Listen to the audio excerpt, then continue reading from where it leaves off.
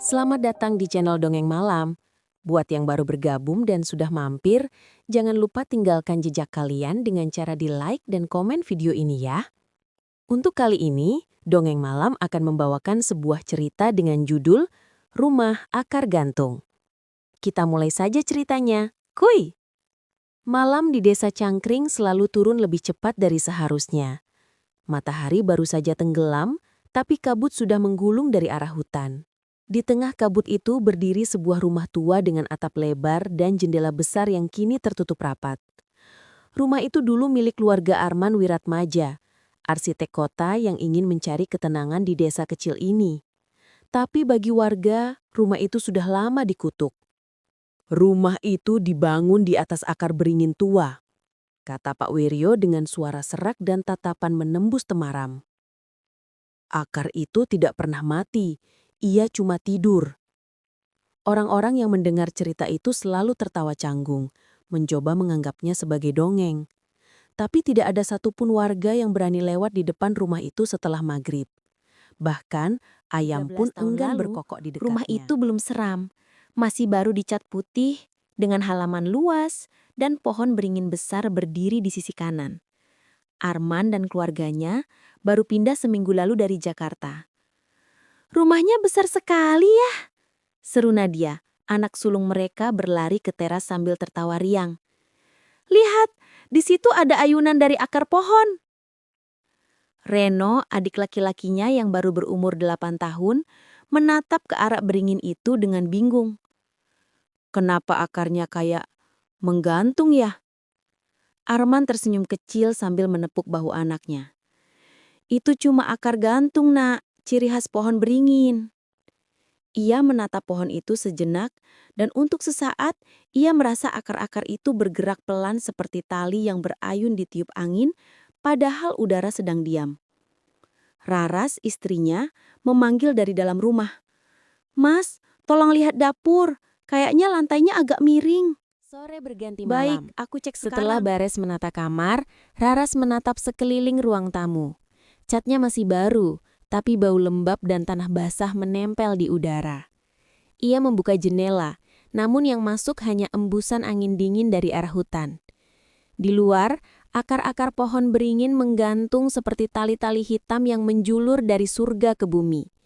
Di dalam rumah, dinding mulai berderit seolah sedang bernafas. Malam itu, suara pertama terdengar. Sebuah ketukan dari lantai bawah. Tok, tok, tok, perlahan dan teratur. Seperti seseorang sedang mengetuk papan dari dalam tanah. Raras menoleh pada Arman yang sedang memperbaiki stop kontak. Mas, kamu dengar sesuatu? Enggak, kenapa? Seperti ada yang mengetuk di bawah lantai. Mungkin tikus, rumah tua ya wajar. Namun beberapa detik setelah ia berkata begitu, tok, tok, tok, terdengar lagi. Kali ini lebih keras. Raras menelan ludah. Mas, itu dari bawah kan? Arman menatap lantai lalu mengetuknya balik dengan gagang obeng. Suara ketukan berhenti. Tapi entah kenapa, udara di ruangan Arman memutuskan membuka sebagian lantai kayu di ruang tamu. Ia ingin memperbaiki pondasi yang mungkin rapuh. Tapi sebenarnya, ia hanya ingin memastikan apa yang ia dengar semalam bukan imajinasinya. Setelah beberapa jam menggali, sekopnya menyentuh sesuatu yang bukan tanah. Duk. Ia berjongkok, menyibak gumpalan tanah basah. Sebuah akar besar muncul di bawahnya. Tebal, berwarna merah tua, dan tampak berdenyut perlahan.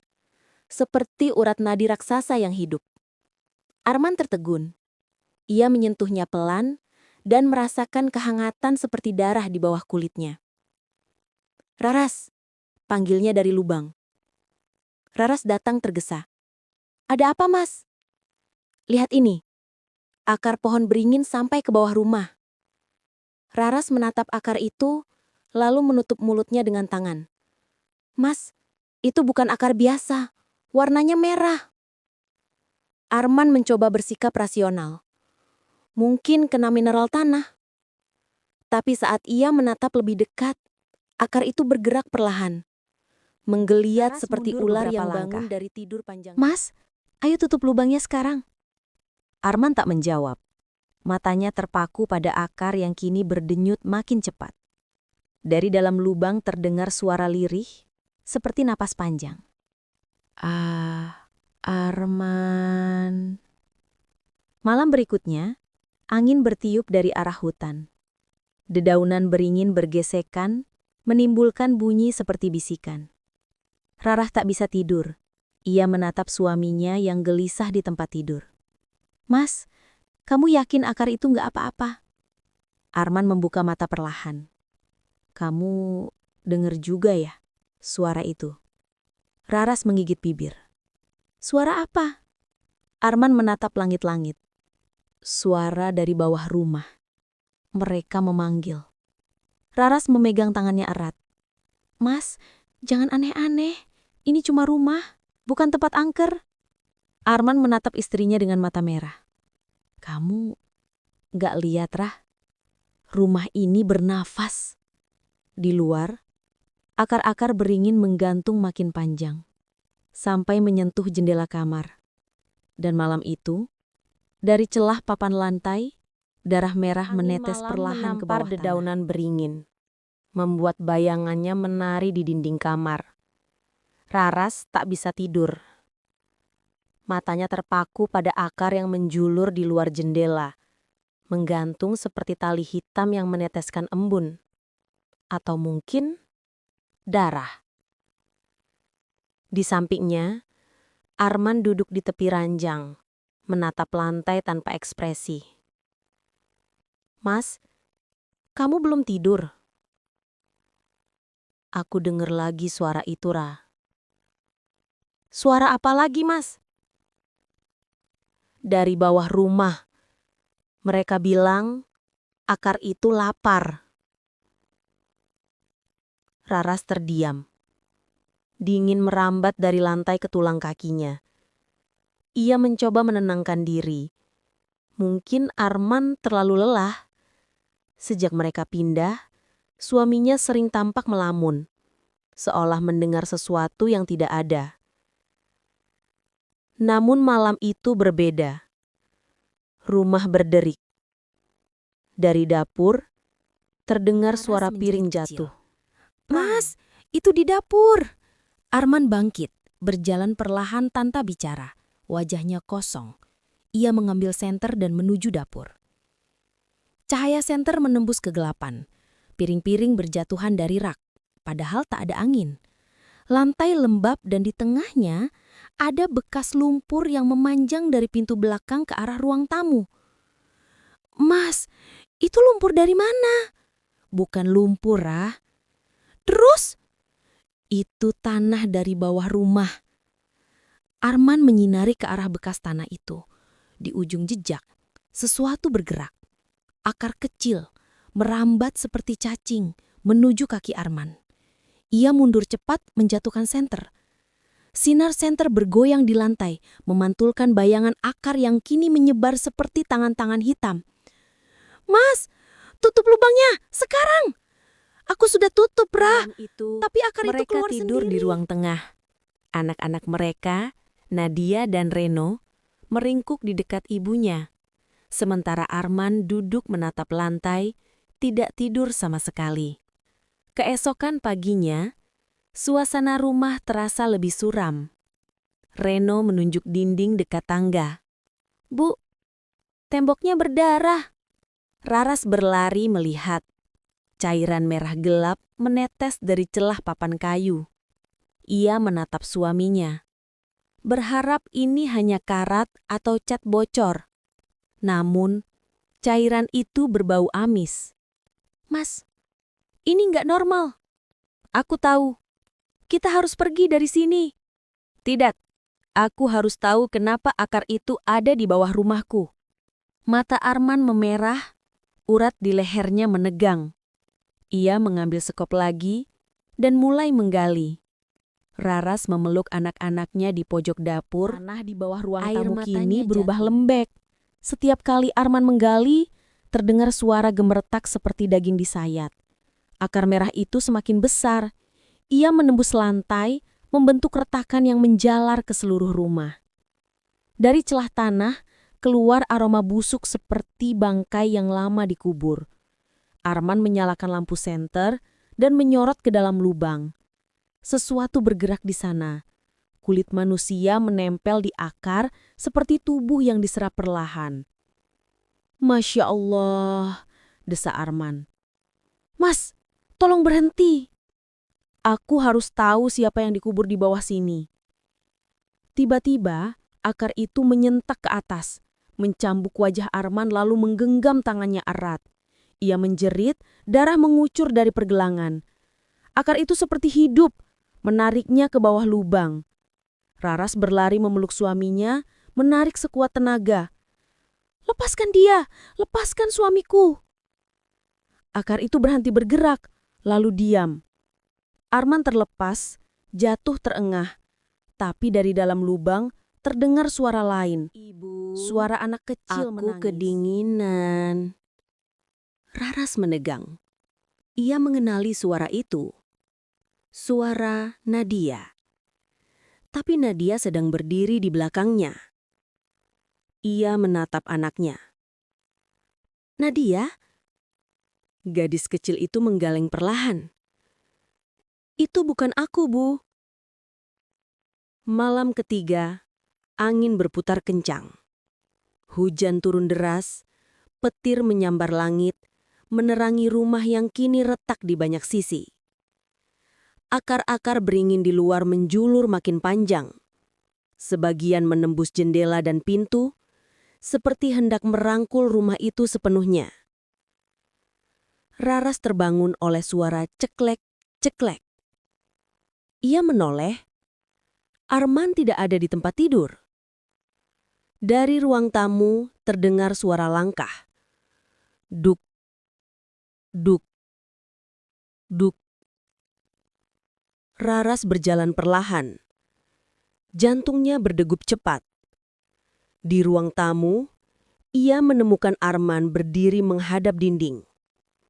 Di bawah akar yang menggantung dari atap, di tangan kanannya tali tambang berlumur tanah. Di atas kursi, tergantung 3 tali akar yang dililit menjadi simpul. Apa yang kamu lakukan? Arman tidak menjawab. Mas, tolong jangan bikin aku takut. Arman menoleh perlahan. Wajahnya pucat, matanya kosong. Mereka minta keluar Gara. Siapa mereka? Yang di bawah rumah. Arman menunjuk ke langit-langit. Akar itu cuma perantara. Mereka yang di tanah ingin hidup lagi. Petir menyambar. Cahaya putih menyorot ruang tamu sesaat. Dalam kilatan itu, Raras melihat bayangan hitam di dinding. 4 sosok tergantung di atasnya. Ia menjerit, "Tidak!" Keesokan Tapi suara itu paginya, tertelan warga oleh desa embun menemukan rumah itu dalam keadaan sunyi. Pintu terbuka, bau anyir menyebar sampai ke jalan utama. Di dalam ruang tamu, 4 tubuh tergantung berdampingan, Arman, Raras, Nadia dan Reno. Mereka tidak tergantung dengan tali, melainkan akar merah yang tumbuh dari langit-langit rumah, menembus daging leher mereka seperti urat hidup yang haus darah. Dan di bawah mereka, tanah berdenyut pelan. Seolah rumah itu baru saja makan. Jalanan yang dulu hanya tanah becek, kini beraspal. Warung-warung kecil berdiri di tepi jalan, dan suara motor terdengar hampir setiap jam. Tapi di ujung desa, di balik pepohonan beringin tua yang masih tumbuh rimbun, rumah itu tetap berdiri. Membusuk tapi belum runtuh. Akar-akar pohon beringin telah merayap dari tanah ke dinding, menjuntai dari atap seperti tali kusut raksasa. Warga kini memanggilnya rumah akar gantung. Tak ada yang berani mendekat, bahkan di siang hari. Namun hari itu, sebuah mobil van berhenti di tepi jalan depan rumah itu. Dari dalamnya keluar 5 orang muda dengan kamera, tripod, turun dan tas pertama. besar. Tubuhnya tegap, sorot matanya tajam tapi letih. Ia menatap rumah itu lama, menelan ludah. Di belakangnya muncul Sinta, kekasihnya, gadis lembut dengan aura sensitif, wajahnya menegang begitu melihat akar-akar bergelantungan dari atap. "Kamu yakin ini rumahnya?" Tanya Sinta. Iya, ini yang disebut warga rumah akar gantung. Dua teman mereka, Bayu dan Fikri, menurunkan peralatan sambil tertawa kecil. Halah, serem amat namanya. Aku kira akar gantung itu tanaman, ternyata rumah, kata Bayu sambil menendang kerikil. Jangan sombong dulu yuk, katanya udah banyak yang hilang di sini, sahut Fikri sambil menyalakan kamera. Laras, gadis paling pendiam di kelompok itu, berdiri agak jauh. Ia menggenggam kalung kecil dan berbisik pelan, seolah berdoa. Sinta menatapnya. Kamu kenapa? Laras hanya menjawab lirih. Rumahnya... Mereka sempat mampir ke warung ngeliat kecil di ujung jalan milik seorang lelaki tua, Pak Wiryo, penjaga desa yang masih hidup. Wajahnya dipenuhi keriput. Matanya tajam seperti orang yang terlalu sering melihat hal yang seharusnya tidak dilihat. Kalian mau ngapain di situ? Tanya Pak Wiryo pelan, sambil menatap Adit tajam. Kami mahasiswa antropologi, Pak. Cuma mau buat dokumenter soal mitos-mitos rumah angker. Jawab Adit sopan. Mitos? Pak Wiryo menyeringai kecil. Anak muda, di rumah itu nggak ada yang namanya mitos. Yang ada cuma arwah yang belum tenang. Arwah keluarga yang dibunuh ya, Pak? Tanya Fikri, menyiapkan kameranya. Bukan dibunuh. Mereka dipanggil. Dipanggil siapa, Pak? Pak Wiryo menatap jauh ke arah rumah itu. Napasnya berat. Akar yang kalian lihat itu bukan sekedar tumbuhan. Itu urat dari bawah tanah. Di bawah rumah itu ada sesuatu yang hidup. Ia lapar dan ia butuh tubuh baru. Hening. Hanya suara angin yang membuat atap warung berderik pelan. Bayu tertawa kering, mencoba mencairkan suasana. Kalau gitu bagus dong buat konten horor. Banyak view-nya. Pak Wiryo menatapnya tajam. Kalau kamu masih bisa pulang setelah masuk ke sana, mulai turun ketika baru boleh mereka tertawa. tiba di halaman rumah. Langit oranye perlahan berubah abu dan kabut tipis mulai naik dari tanah. Fikri menyalakan kamera. Oke, kita mulai pengambilan gambar. Adit melangkah ke depan. Setiap pijakannya menimbulkan bunyi retak dari tanah kering. Di bawahnya, akar-akar kecil menjulur dari sela bebatuan, menggeliat pelan. Sinta menggigil. Adit, aku nggak enak. Rasanya kayak ada yang ngintip dari dalam. Adit menatap jendela tua yang pecah di lantai 2. Mungkin tikus? Pintu depan berderit ketika dibuka. Bau lembab dan tanah busuk menyeruak. Dindingnya dipenuhi jamur, dan di tengah ruang tamu ada bekas hitam di lantai. Lingkaran samar Fikri tempat menyorot ke keluarga arah Arman itu. dulu tergantung. Lihat, bekas tali masih ada. Bayu mendekat dan menendang akar kering di lantai. Akar ini kayak urat manusia ya. Kaku tapi basah. Laras memegang lengan Sinta erat-erat. Kita nggak boleh sembarangan ngomong. Bayu memutar bola matanya. Santai aja, hantu kan nggak beneran. Sebelum kalimatnya selesai, lampu kamera Fikri berkedip 2 kali dan mati. Hening. Suara seperti sesuatu yang diseret pelan terdengar dari arah dapur. Sinta Seret, menatap Adit. Seret. Kamu dengar kan? Adit mengangguk pelan. Iya, tapi jangan panik. Kita cek dulu. Mereka berjalan perlahan ke arah suara. Lantai kayu berderit setiap langkah. Di dapur, udara lebih dingin.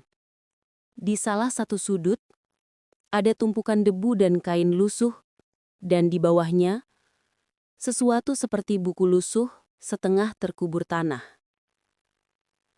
Laras menunduk, membersihkan debunya. Sampulnya terkelupas, tapi masih terbaca tulisan tangan. Catatan, menelan ludah. Raras W. Nama ibu itu?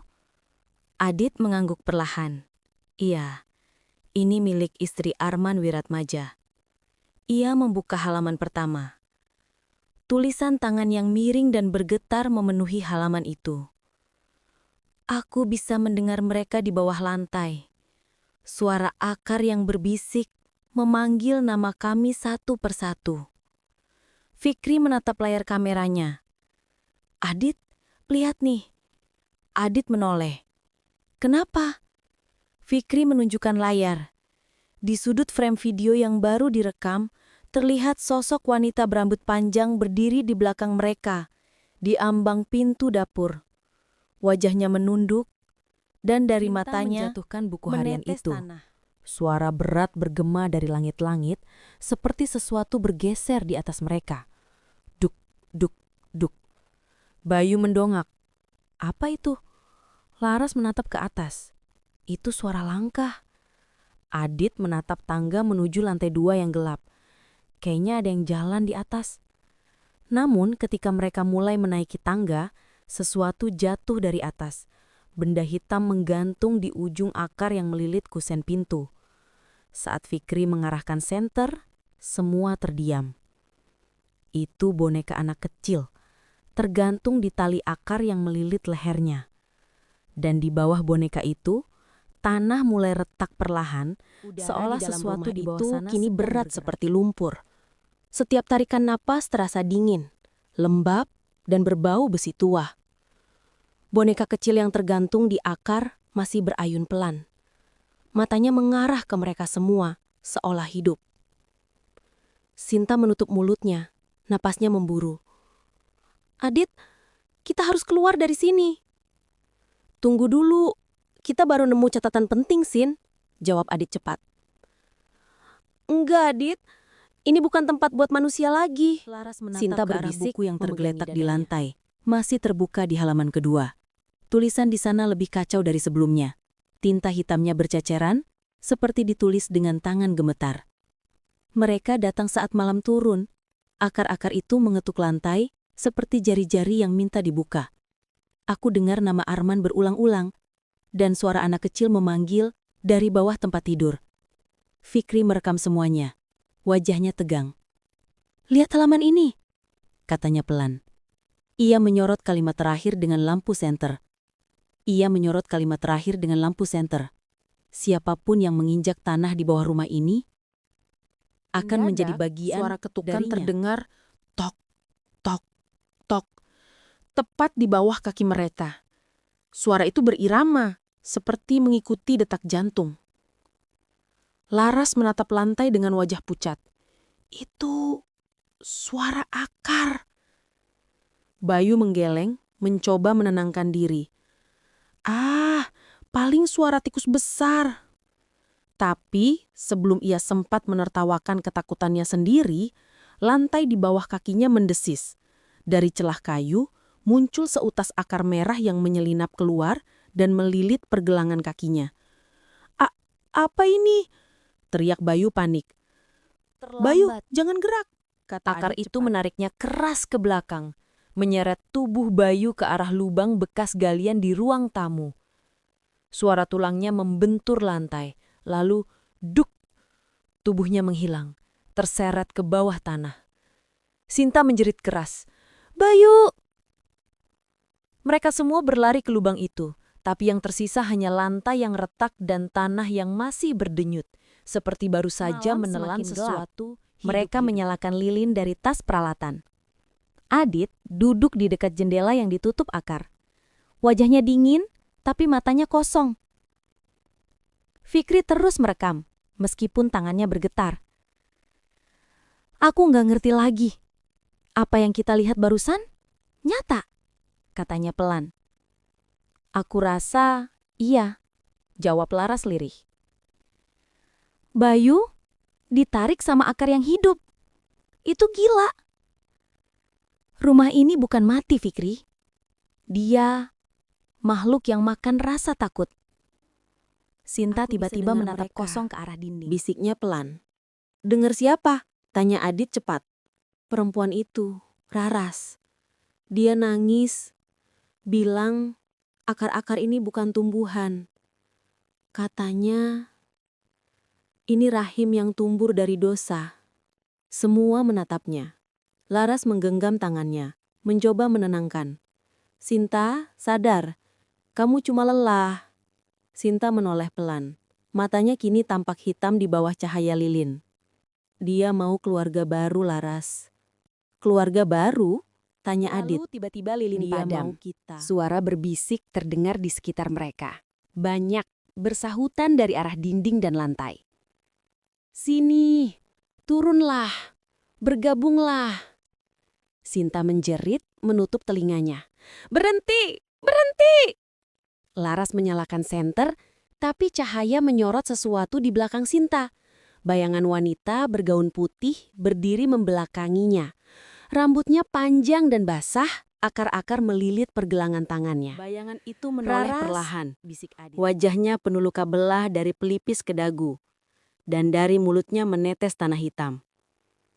Ia mengangkat tangan, menunjuk mereka bertiga, lalu berkata dengan suara yang menggema. Rumah ini harus berisi keluarga baru. Sinta pingsan.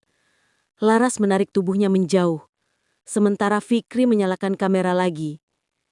Dalam rekaman, bayangan Raras tidak terlihat, tapi akar-akar di dinding tampak berdenyut, bergerak, perlahan mendekat ke arah mereka seperti jari-jari yang merangkak. Adit menendang pintu belakang. Kita keluar lewat sini! Namun begitu pintu terbuka, akar-akar besar menjulur dari tanah, menutup jalan seperti jeruji hidup. Raras atau Mereka arwahnya terperangkap, muncul lagi di tengah ruangan. Kini bersama dua sosok kecil di sisinya, Nadia dan Reno. Kedua anak itu memandangi mereka tanpa ekspresi. Nadia tersenyum tipis.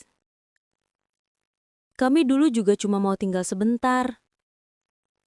Reno tertawa kecil, matanya hitam seluruhnya. Tapi rumah ini sayang sama kami. Akar-akar di langit-langit mulai turun perlahan, menggantung di atas kepala mereka seperti tali-tali gantungan. Adit menatap ke atas dengan napas tercekat. Tuhan. Fikri berusaha merekam tapi kameranya bergetar hebat. Layar menampilkan pesan, card error, Laras memegang tangan Sinta yang masih pingsan. Kita harus keluar lewat bawah, lubang di ruang tamu itu. Adit menatapnya. Lubang itu yang menelan Bayu. Justru itu, mungkin satu-satunya jalan keluar. Mereka menyeret tubuh Sinta, berlari ke ruang tamu yang remang. Akar-akar di atas kepala kini berayun, meneteskan cairan merah. Laras menyorot ke arah lantai, dan lubang itu terbuka Adit lebar menatap seperti mulut dalam-dalam. raksasa yang menunggu. Kita harus loncat. Fikri menggeleng. Kalau itu jebakan? Adit menggertakkan giginya. Kita nggak punya pilihan lain. Ia melompat duluan dan lenyap dalam kegelapan. Laras menatap ke bawah. Tak terdengar suara tubuh jatuh. Tak ada apa-apa. Fikri menatapnya. Dia hilang. Lalu, dari lubang itu muncul suara bisikan. Akar-akar di lantai Sekarang mulai menjulur cepat, giliranmu. membelit kaki Fikri dan menariknya masuk ke lubang itu. Ia menjerit sekuat tenaga. Suaranya menggema di seluruh rumah. Sinta terbangun dengan napas tersengal, sementara Laras menatap lubang itu, meneteskan air mata. Rumah ini gak mau kita keluar, katanya pelan. Dari langit-langit, akar terakhir turun perlahan, meneteskan darah, membentuk simpul gantungan tepat di atas kepala Laras. Ia menatapnya, lalu menunduk, memeluk Sinta erat-erat. Dan dari bawah lantai, terdengar suara serak seorang perempuan. Kamu akan tinggal di sini, Nak. Hujan turun Sampai semakin deras akar di luar, berhenti tumbuh. tapi suara rintiknya tidak terdengar menenangkan. Justru seperti bisikan ribuan suara yang memanggil dari balik kabut. Di dalam rumah, hanya ada dua orang yang masih bernapas, Laras dan Sinta. Mereka duduk di sudut ruang tamu, tubuh gemetar, sementara akar-akar di dinding terus berdenyut perlahan, mengeluarkan cairan merah yang menetes ke lantai seperti darah segar. Sinta memeluk lututnya, wajahnya pucat seperti kertas. Aku mau pulang, Laras. Aku mau pulang. Laras menatap nggak bisa sekeliling pulang, dengan Sin. mata sembab. Rumah ini udah nutup semua jalan keluar. Akar besar di sudut ruangan tiba-tiba bergerak, melengkung pelan seperti tubuh ular raksasa yang baru terbangun. Dari ujungnya menetes cairan hitam pekat. Lalu terbentuk wajah samar seorang wanita. Wajah Raras. Kamu masih hidup, Laras. Apa yang kamu mau dari kami? Bayangan wajah itu tersenyum samar. Rumah ini butuh keluarga. Kamu dan teman-temanmu datang tanpa izin. Maka rumah ini mengambil Sinta kalian menggigil keras. satu persatu. Kami bukan keluarga kamu, kami cuma pengunjung. Raras tertawa pelan, tawa yang menggema di seluruh dinding. Kalian pikir rumah ini cuma kayu dan tanah? Tidak, Nak. Ini tubuhku. Aku mati di bawahnya. Suamiku, anak-anakku, semuanya ditanam di sini. Dan sekarang, akar-akar itu menumbuhkan kami kembali. Akar-akar di lantai mulai bergerak seperti seekor binatang lapar, menyusup mendekat ke arah mereka. Raras menarik Sinta berdiri, menendang akar-akar yang mendekat. Ayo lari ke dapur. Mungkin masih ada jendela yang belum tertutup. Foto-foto keluarga Arman yang dulu tinggal di sana, kini jatuh satu persatu dari dinding. Bingkainya pecah, dan dari balik kaca muncul wajah-wajah yang tidak mereka kenal. Semuanya seperti menatap mereka dengan mata kosong. Saat mereka sampai di dapur, akar-akar telah menjulur dari bawah lemari dan langit-langit. Sinta menjerit dan berlari ke arah pintu belakang. Tapi pintu itu berubah. Kayunya kini hidup, bergelombang, lalu tumbuh mata besar di tengah-tengahnya. Laras, pintunya. Lihat, jangan sentuh, Sin. Tapi terlambat. Sinta sudah meletakkan tangannya di gagang pintu. Seketika, akar kecil menyembul dari celah kayu dan menembus telapak tangannya. Sinta menjerit histeris, menarik tangannya, tapi akar itu menarik balik, lebih kuat, Lepasin, menyedot Laras, darahnya. tolong! Laras berlari, menarik bahu Sinta, berusaha melepaskan tangannya. Namun akar itu menelan lengan Sinta sampai siku. Dalam hitungan detik, kulit Sinta mulai pucat, matanya bergetar, lalu seluruh tubuhnya disedot ke dalam pintu itu. Suara tulang patah, lalu sunyi. Pintu dapur kembali seperti semula. Tak ada darah, tak ada jejak, hanya keheningan. Laras berdiri mematung, nafasnya tercekak, air matanya jatuh tanpa suara. Kamu bahkan gak biarin dia pergi dengan tenang. Wajah Raras muncul lagi di dinding dapur. Kali ini lebih jelas. Wajahnya kini tidak tampak menyeramkan, tapi menyedihkan. Aku gak ingin begini, Nak. Tapi rumah ini sudah jadi bagian dariku. Aku tidak bisa membiarkannya dengan air kosong. mata bercampur darah. Kalau kamu mau keluarga, biarkan aku gantiin mereka. Lepasin semua yang kamu telan. Lepasin teman-temanku. Wajah itu terdiam sejenak. Kamu mau jadi pengganti? Iya, aku akan tinggal di sini. Asal mereka pergi dengan tenang. Akar-akar di sekitar dapur berhenti bergerak. Rumah itu mendadak hening. Suara bisikan yang tadi memenuhi udara kini berubah menjadi tarikan napas panjang. Seperti rumah itu berhenti lapar. Raras mendekat, Kamu baik sekali, menatapnya Nak. dalam-dalam. Tapi pengganti tidak tinggal sebagai manusia. Tiba-tiba, akar besar muncul dari lantai, menembus perut Laras dari belakang. Laras terkejut, menatap darahnya sendiri yang menetes di lantai, tapi wajahnya tetap tenang. Asal mereka bisa keluar, aku rela. Akar-akar menarik tubuhnya perlahan ke bawah lantai, sementara wajah Raras menatapnya dengan air mata tanah hitam. Sekarang, kamu bagian Beberapa dari minggu kami. kemudian, warga desa melihat rumah itu lagi. Tidak ada tanda-tanda kehidupan, namun dari balik jendela, terkadang terlihat siluet seorang perempuan berdiri di tengah ruang tamu. Rambutnya panjang, tubuhnya pucat, dan dari kakinya menjulur akar tipis yang menempel di lantai. Warga menyebutnya penjaga baru rumah akar gantung. Konon, siapapun yang mencoba masuk akan mendengar suara lembut dari dalam. "Pergilah, rumah ini sudah penuh." Dan setelah itu, tak ada yang berani menjejakkan kaki di halaman rumah itu lagi. Terima kasih sudah mengikuti cerita sampai akhir. Untuk cerita kali ini sampai di sini dulu ya. Akan banyak lagi cerita-cerita menarik yang akan dibawakan Dongeng Malam. Jadi silahkan di-subscribe channel ini agar tidak tertinggal cerita-cerita menarik dari video berikutnya. Dan jika kalian suka dengan cerita-cerita seperti ini, silahkan di-share video ini agar channel ini bisa lebih berkembang lagi.